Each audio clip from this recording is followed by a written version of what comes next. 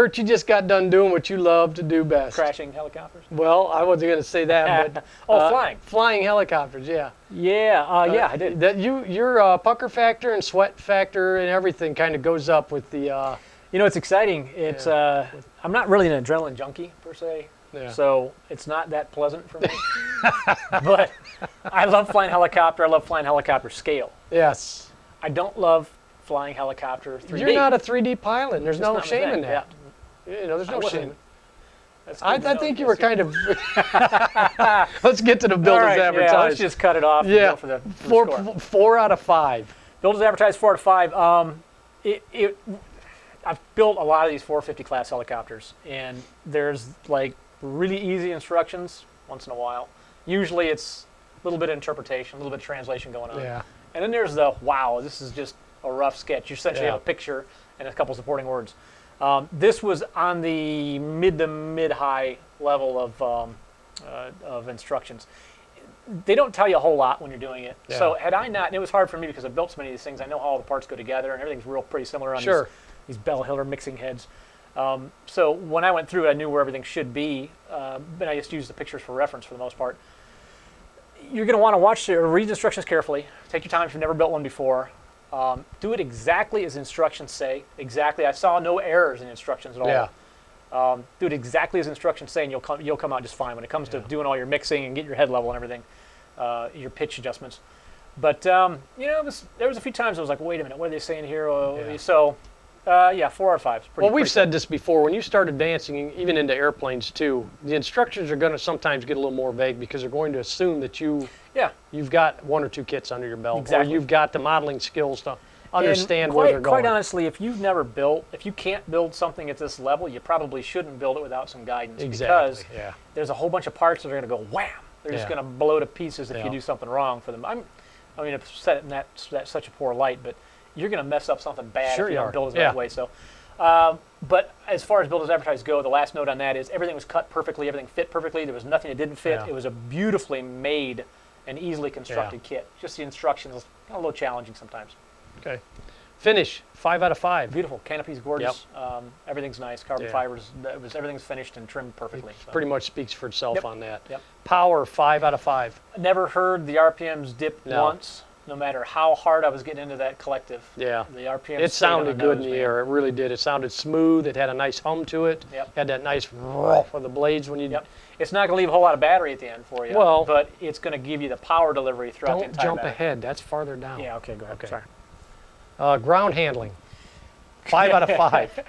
Hovered beautiful. This is another one of those kits that you put it all together. You follow the instructions explicitly, and I literally put it all together and did my pitch adjustments and my throttle curves via the manual. Throttle curves were right on the nose. Pitch adjustments I changed a little bit for my own liking. This is a little bit of my own flying style. And the gyro setup, I changed some of the gain settings for my own liking as well. But I brought this off the ground, and it sat right there. Yeah, it did. Came a foot and a half off, and it didn't move. So, man, what more could you ask for with a helicopter? When you bring it up off the ground the first time and there's no trimming required? It looked stable. It really did. And that's coming from an ignorant man's point of view on helicopters. So if that probably didn't help you much, but it looked good. That softens the impact. It was pretty. The canopy was pretty.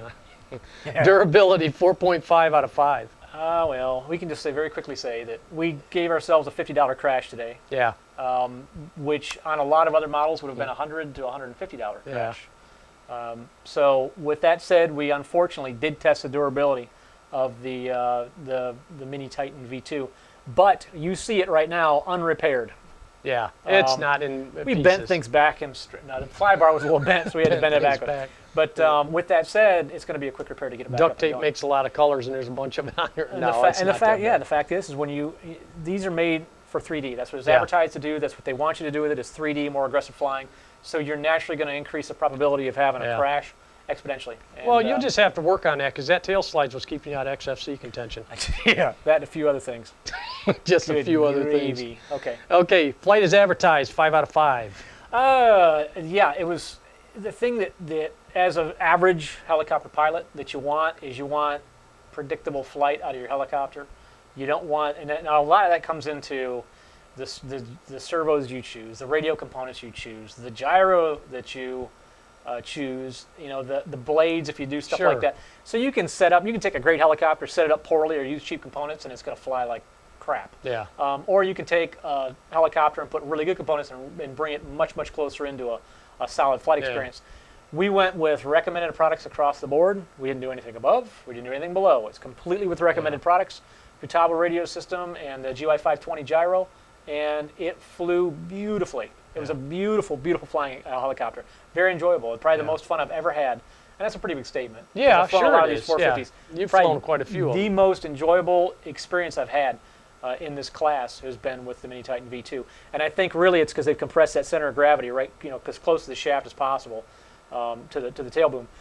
When you roll with it, when you do loops or flips, it just feels like it's rotating about that axis. Yeah. It's right there inside the ball. So that feels good. That gives you a lot of confidence as a pilot to do stupid things that you really know you can't do, like real high-speed tail slides into inverts and stuff.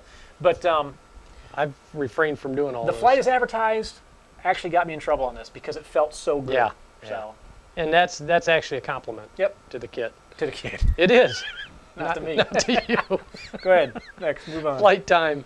4 out of 5. Yeah, the motor wasn't the setup. You've got a belt-driven tail, which belt-driven tails, they suck a little bit of juice.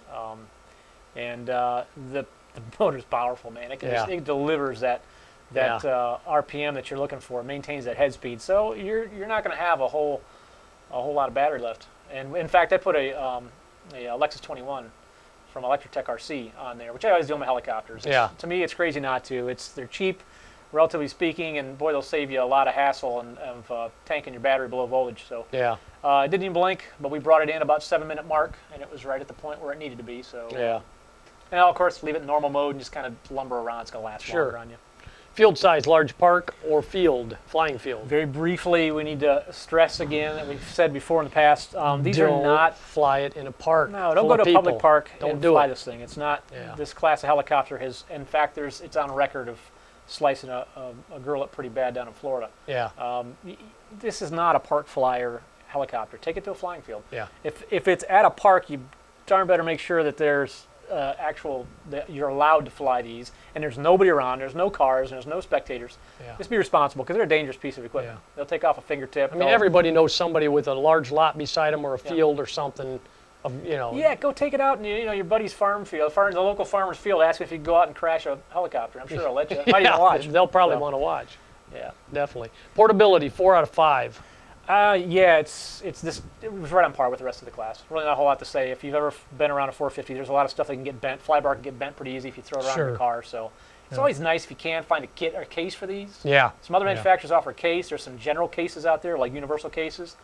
Get a case for it, man. You fold the blades up, throw the boom support on there, and drop it in the case, close it, hard case, and you're off. So.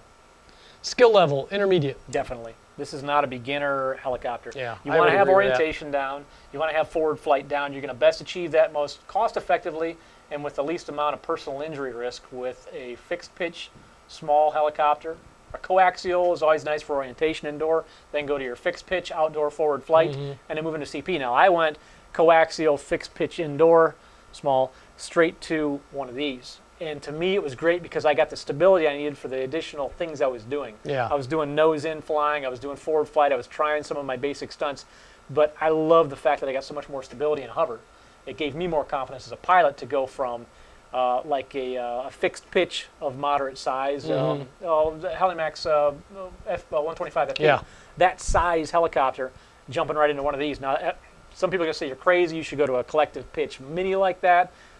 To each his own. But I love the stability that you get out of this. And quite frankly, in normal mode, you're flying what feels like a fixed pitch helicopter. You got -2 plus 5, plus 8 degrees pitch, usually about 5 plus 5. Anyway, what are you doing? It flies like a fixed pitch helicopter in normal mode, and it's so forgiving and so stable. Doing 10th grade math on me again?